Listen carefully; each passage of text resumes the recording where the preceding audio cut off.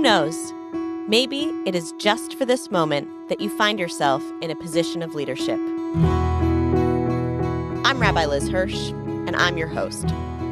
Inspired by the story of Esther, I will invite women in leadership to talk about women and leadership.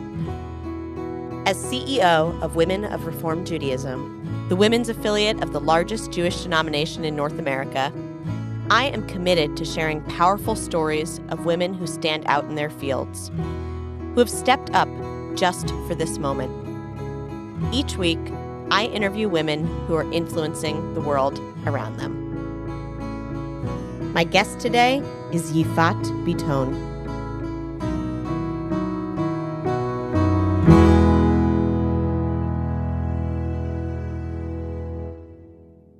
Thank you so much for joining us this week on Just for This.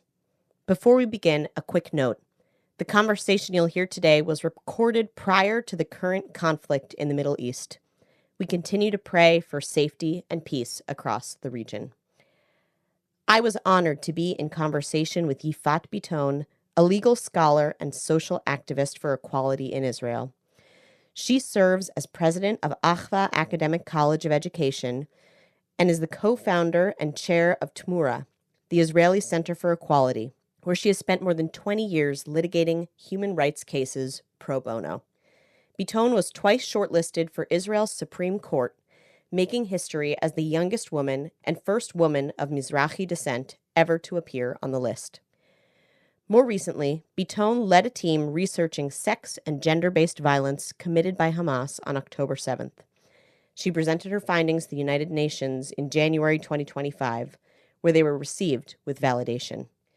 While this work cannot erase the tragedies of October 7th, nor bring the perpetrators fully to justice, it offers important best practices for addressing the evidentiary challenges these crimes present. We start our conversation today with Yifat speaking a bit about her current work documenting the violence and its importance for survivors. I'm a law professor, a legal activist for human rights and women's rights. So apparently this is not always perceived as synonyms. And I'm currently serving as the president of Achva Academic College in the southern part of Israel. Recently, since October 7th, I've been working on a report regarding the sexual violence that was committed by Hamas on October 7th. The report was presented at the UN and is currently being processed, and we aim at turning it into an international protocol.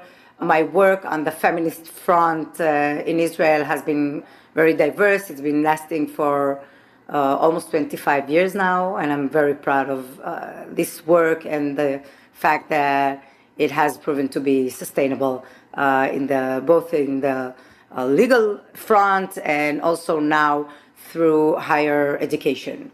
Amazing. I want to talk with you about so many different pieces of the work that you're doing. And first, I'd love just to know, what was your journey? What was your path to take on this role, to have the different leadership positions, the different public positions that you've had? Tell us a little bit about your upbringing and how that came along the way. So I was born and raised in Kiryat Malachi. Kiryat Malachi is like an underdeveloped town in the south. I'm the second daughter of a father who migrated from Morocco, a mother from Yemen. And, we dealt with the hardships of new immigrants of Sephardic origin who are in many respects different from other immigrants' difficulties, but also resembling others. And I was actually living in the southern periphery until the age of 15. That's when my parents decided that, if they want me to be able to realize my potential, both of them as educators knew that they have to provide me with a place where I will be given the opportunity to do so. Unfortunately, they left to Bet El, which is in the West Bank, near Ramallah. and it had a lot of impact on my path in that respect. I was studying in Jerusalem, serving in the army as an officer for, like a social worker of officers. It's called Mashakitash.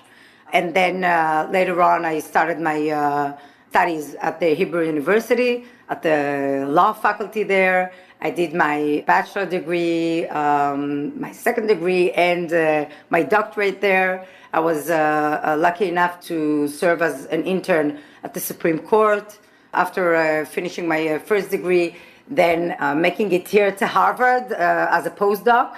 And then, working on both feminist issues that I developed in my doctorate dissertation, establishing an apparatus of compensation for mainly women victims of sexual violence that were looking for a remedy to the suffering they've been gone through, not just through the criminal legal system, but also through compensation using personal injury law.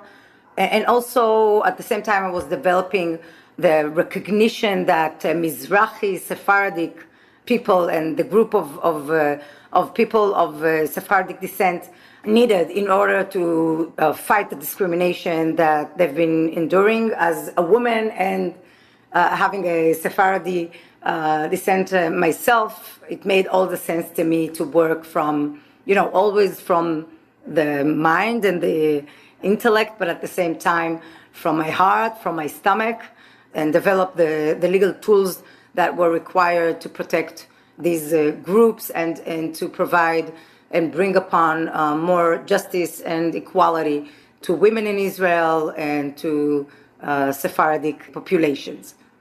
Is there a story or a moment or a person who you feel like really kind of pointed your way on your path? Because we met at the World Zionist Congress this past fall, and it was a wonderful panel, and by extension, a room full of women and people who really cared and wanted to talk about women's leadership, women's advocacy, women's rights, feminism, equality, protecting people from different harms. And so those are the spaces we often to move into, right? It's the spaces that we're moving in. It feels natural and comfortable, but also it's not necessarily the obvious, the choice that everyone's going to make to go into this difficult and important work. So I'm always curious, is there someone or something or some experience that kind of pointed you along this path that you knew shaped you? As I said, I think that in a way, this type of identity politics had an impact on my work, like experiencing first-handedly the importance of strengthening the status of women in Israel and elsewhere, and also of disenfranchised communities. And it's not just Mizrahi or Sephardic population, but also Arab women, women of Ethiopian descent. These are the groups that have been working really tirelessly to make sure that they receive the same protection that the law can provide to others. And on a more personal note, I think it was mainly my grandma who migrated from Yemen with 4 children, giving birth to another, like a baby daughter, who disappeared, unfortunately, from where she gave birth to her. This is something that she was even unable to share with me only in the last days before she passed away.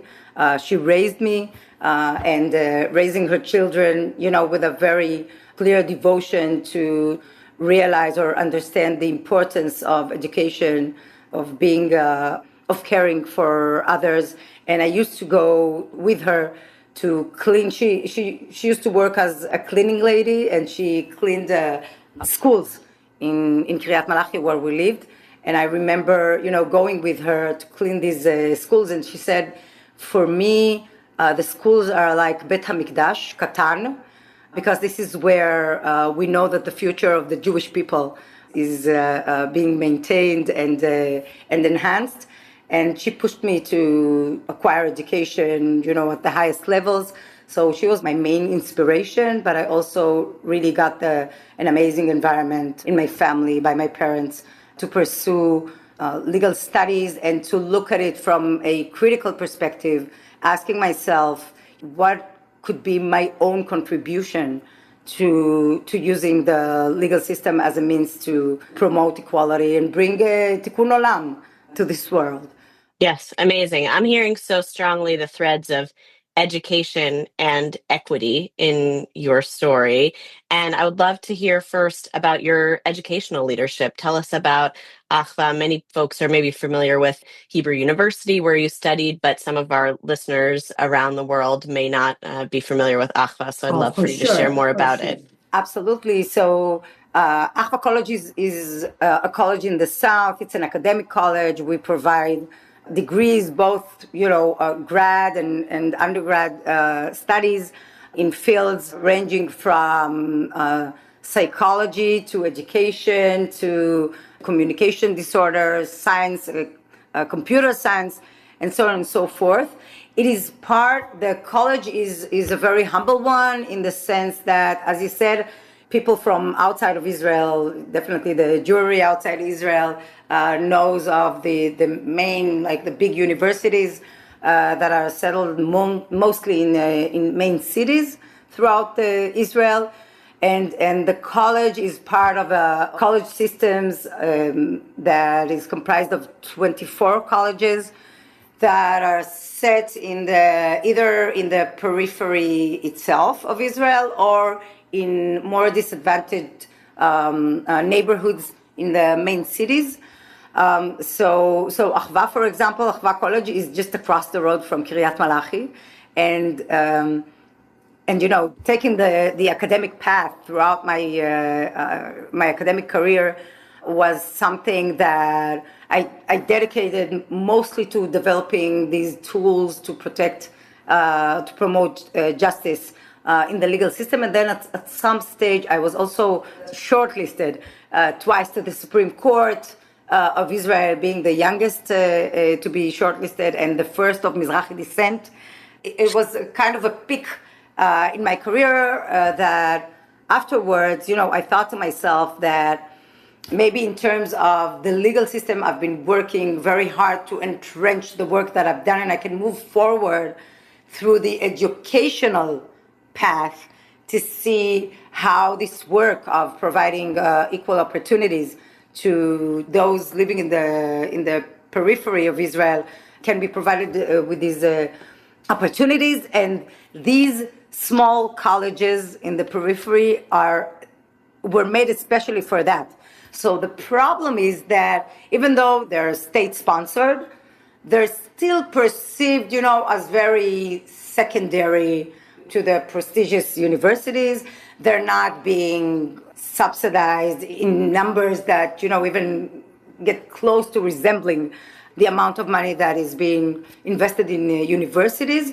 And what was important for me was to take one of these colleges and just turn it into a model of excellence. There are a few colleges like this, and I'm very proud to say that you see that there's a shift now. There's a transformative shift in the function that these colleges serve. So mine, as I said, for example, I've developed there 3 programs of MA in psychology.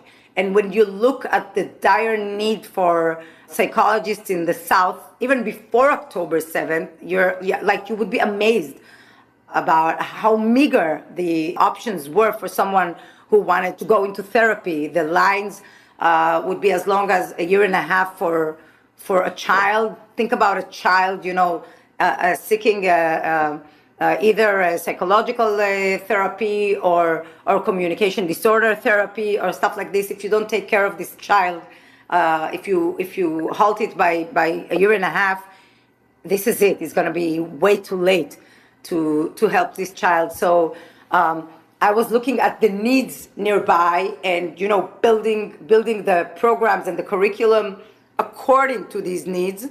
And then 3 years into my term as a president, the October 7 happened, unfortunately, and we were not ready in any respect, but we were less not prepared than you would expect if it wasn't for this development that I've been urging in the college. So nowadays, this college serves in these specific respects of mental health therapy as a bastion of hope and of availability and accessibility for communities nearby from the south, for veteran soldiers, for injured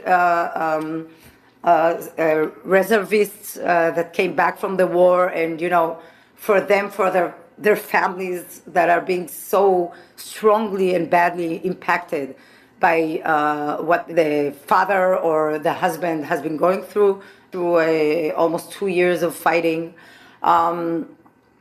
In that respect, I think that the leadership is being shown twice. Once by not just settling for whatever the government or the state assigned these colleges, allow others to enjoy higher education and that's it, but rather to make it a real place for acquiring higher education in a manner that makes you a sophisticated and more involved and a citizen, and someone who can really mobilize themselves through higher education, but also mobilize their communities. And this is like the second pillar of leadership that I take upon myself. And I think that in many respects, I represent it myself, like being someone who grew up in Kiryat Malachi, who had to leave in order to develop herself, to be able to realize the intellectual and the academic potential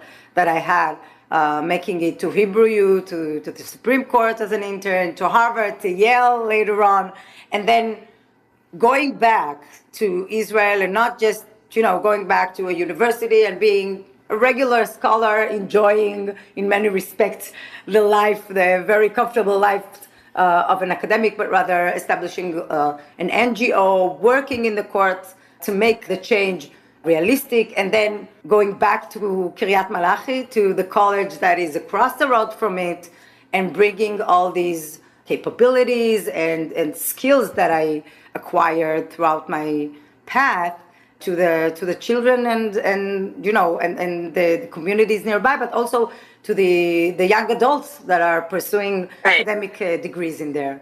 Yeah, you understood the barriers and the access that you didn't have, and were able to take everything that you were able to gain, and now you're bringing it back, really to your home community. It's so amazing.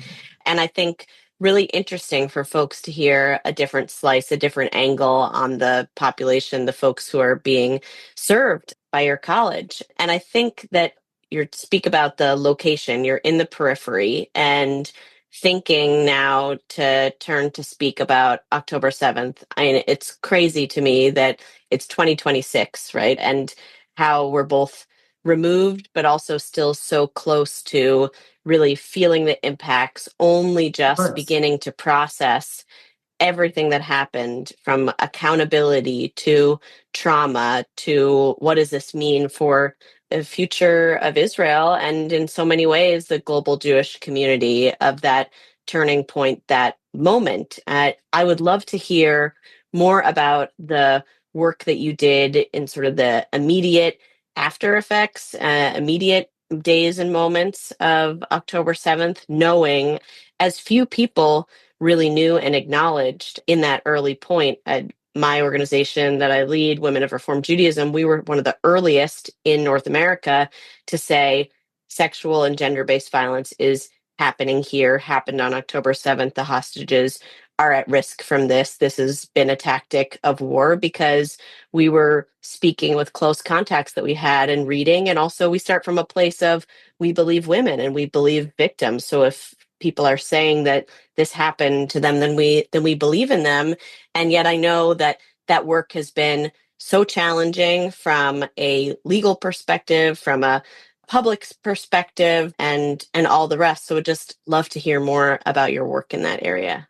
First of all, I think it's so impressive that you're able to say that you were among the first ones to bring the voices of the victims and the hostages, and realizing that this is something that has happened on October 7th. I'm referring to that day separately from what was going on with the hostages, which we now see in, full blown. Thinking of Arbel Yehud's recent, it's not even a testimony, it's like the hint of a testimony that you can realize like what she's been going through and what others who were brave and came forward. And this is not, God forbid, to say that those who are not speaking are not brave. Each one in their own time. But I think that there's a very interesting happening in here in the sense that it's almost surprising how openly hostages that are back are able to talk about what they've been through in terms of the sexual abuse that they've been suffering, both women and men. And I think the reason for that is because they know that we are behind them, with them. We've been saying this from the first day, and the atmosphere is such that can embrace their horrors and their bravery, because sometimes you come forward and on the other side you would be encountering silence, shame, something like that.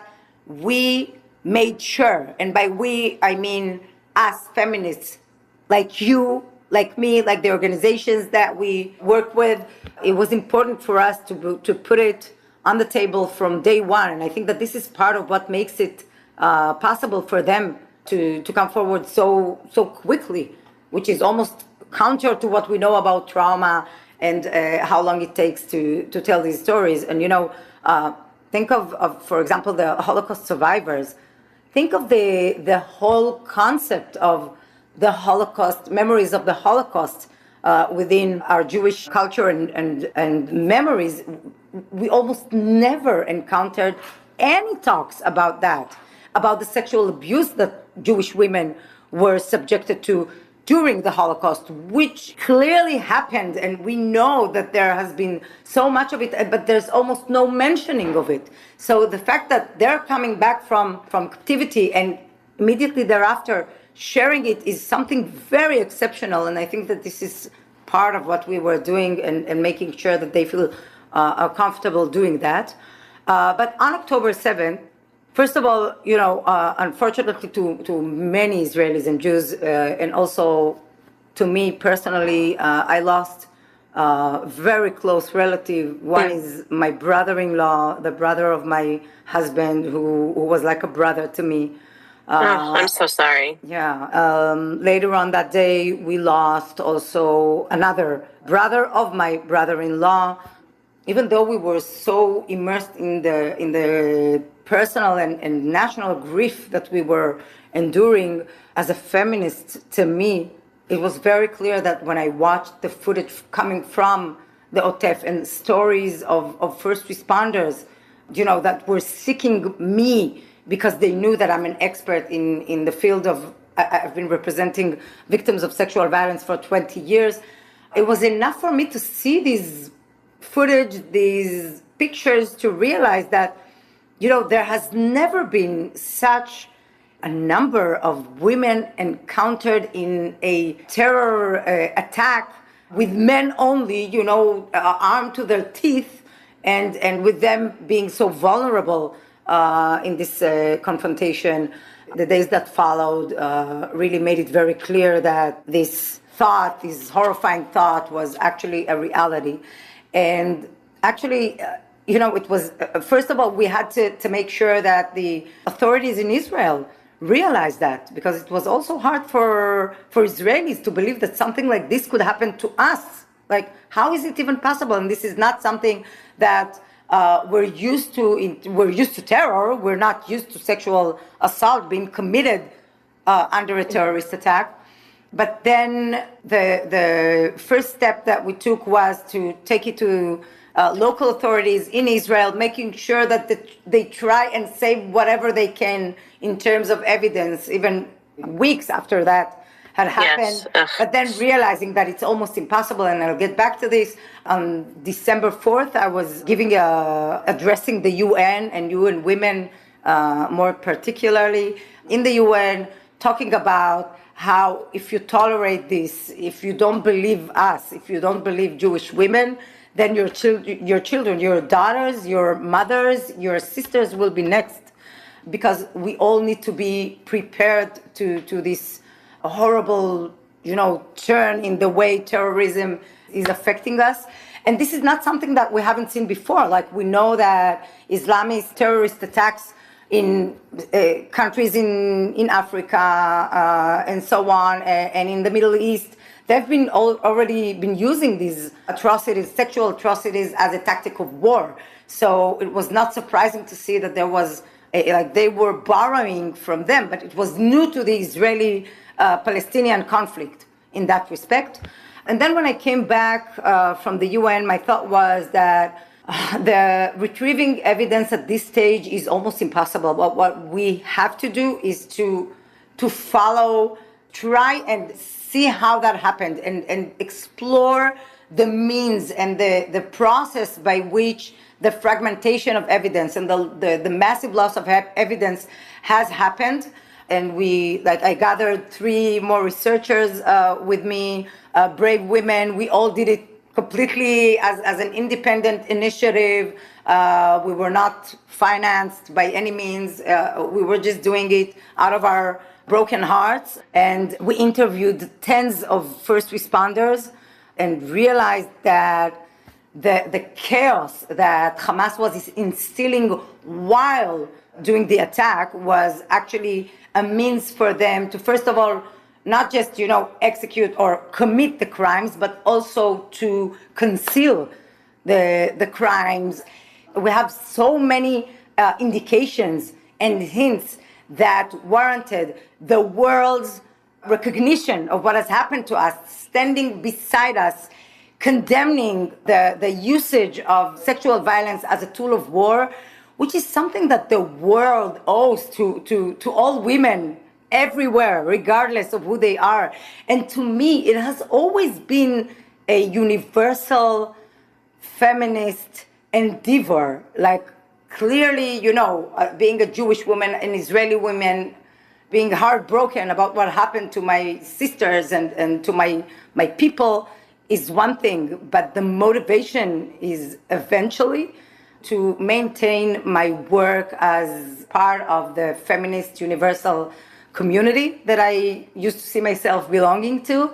And eventually, when the report was out, so this report was presented in the UN in January 2025, and it's now being processed, hopefully, and possibly it's going to happen soon. We're working together with another UN organization to make it an international protocol for all states that want to be more prepared for what's coming, unfortunately, as part of the terror that is being, more and more getting closer and closer to us all. Yeah. I mean, to go through so many levels and layers of pain, to have your own personal family losses, to have your heart broken open as someone, who's Israeli, connected to the Jewish people, and then also those added difficult mental, emotional, spiritual layers of being some of those first responders, speaking with the first responders and seeking to construct the stories, to bring together the data and the necessary materials. And then the added layer on top of that of not necessarily being believed because of biases that people have, or just, the complexity of the situation. It's a lot of layers of brokenness and pain. And I'm wondering now at this moment, looking forward, and you mentioned about the report being processed, but just how is Israel, the country, beginning to heal? How are you thinking about healing, and how can we be supporting folks who are survivors and all that you've gleaned and learned from this challenging and difficult moment in Jewish history? First of all, this is really, we're talking at a day where another war seems to be in the air.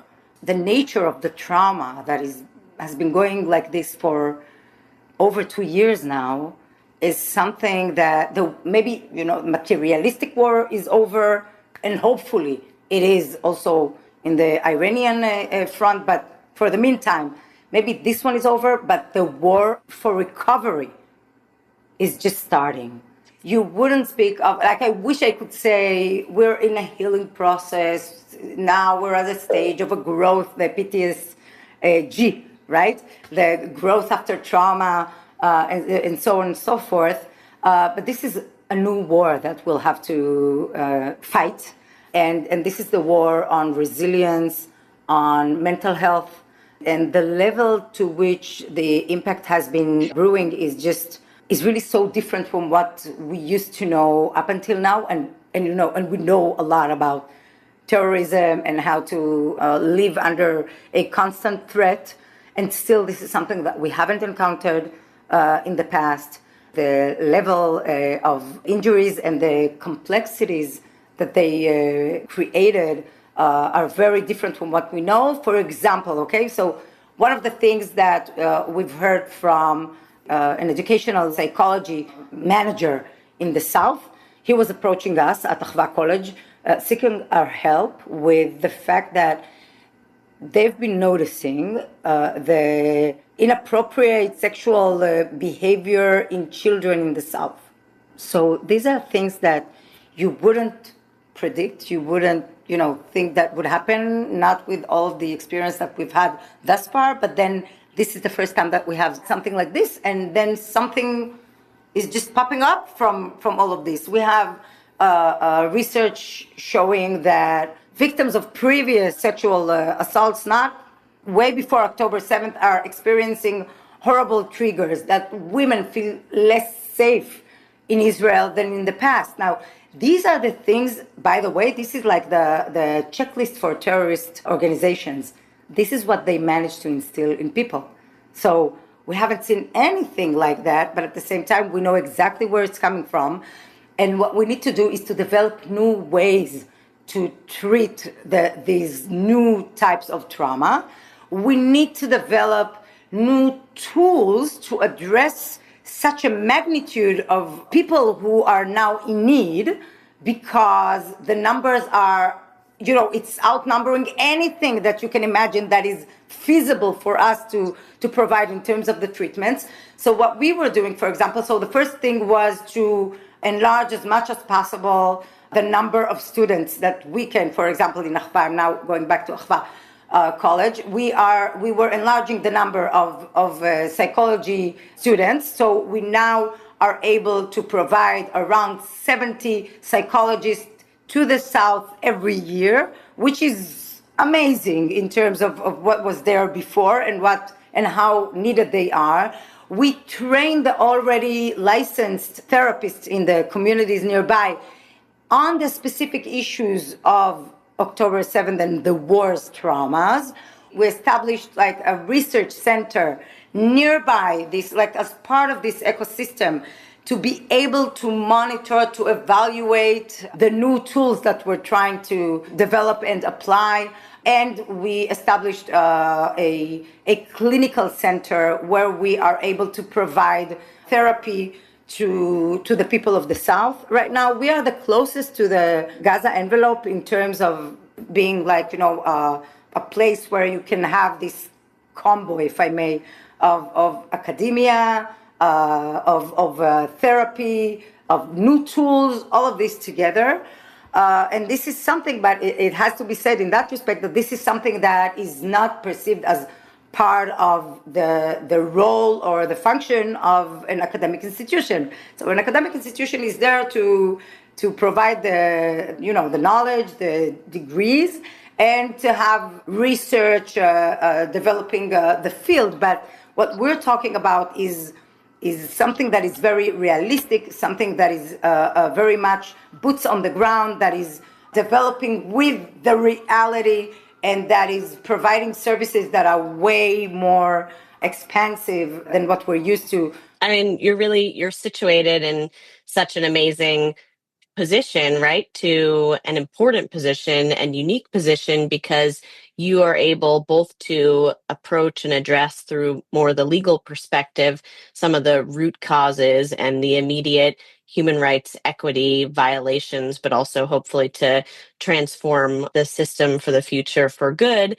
But then in this immediacy of this trauma, through Achva College, able to focus on serving that periphery area and the underserved population. So it's just really, really amazing and spectacular that you sit at that intersection as we look toward very sort of privileged to be at this position. And also you mentioned the grief that I've been going through personally, and I think that this is absolutely part of the healing process for me as a person. And for us as a nation. So if I'm thinking of, of the people that work at Achva College, the faculty, both, the administrative, the academic, to see them feeling that their worth is of such great value to this region is something that fills them with the energy that is really required to be able to carry such a burden, to treat our veterans, our injured veterans, our PTSD veterans, is to be washed, with their pain, with the guilt that you have as a therapist for them, like they went out there to save us, to secure us, and look how broken they are right now, and what can I really do to try and help them. So I think, you need a lot of empathy and also, resilience as a therapist, as a faculty member, to be able to contain all this pain, all these difficulties, and believe that regardless of how hard it is right now, we'll be able to take them hand in hand through the very, bumpy road to recovery, but then to put them in a place where we can really think about growth after trauma in a realistic manner, not just as a concept or a vision. Right, not just a slogan, but something you can really do. Exactly. So Purim is upon us, and the whole message, idea, theme of our podcast comes from the Purim story, from the moment when Mordechai says to Esther, Mi odea im leid kazod chigat lamalchut, that who knows, maybe it's just for this moment that you find yourself in a position to lead. And, maybe it's related to some of the stories and moments that we've already been speaking about. But I just wonder if there's a moment like that for you where you've been in the right place at the right time to lead and you resonate with Esther's story. This is so moving. This, I humbly take this allegory upon myself. I feel blessed by you as a rabbi saying something like this to me. I think that first of all, Esther's story is brought up as a story of her own, but I'm pretty sure that she was not able to do it by herself unless she had the community, the Jewish community, supporting her. And I feel that in this respect, regardless of how things worked in a way that has put me in this position, that crucial moment in our people's history, this is something that you build for years and years. And I myself feel that my feminist work has been building on other feminist shoulders. It takes a village, it takes a community, both for me to be there and the community with me to do these things for others. And also, I'm hoping for a different end than the one we know in the Megillah's story. An end that would really allow us all to just live our lives in peace, to be able to have the security that we deserve in just thriving as human beings, not being happy about the death of others, but rather being content with the fact that the Jewish people has been saved, like what Esther Malka did, knowing that the Jewish people has been saved after October 7 as well, to know that this has brought world Jewry with the Jewish people in Israel together.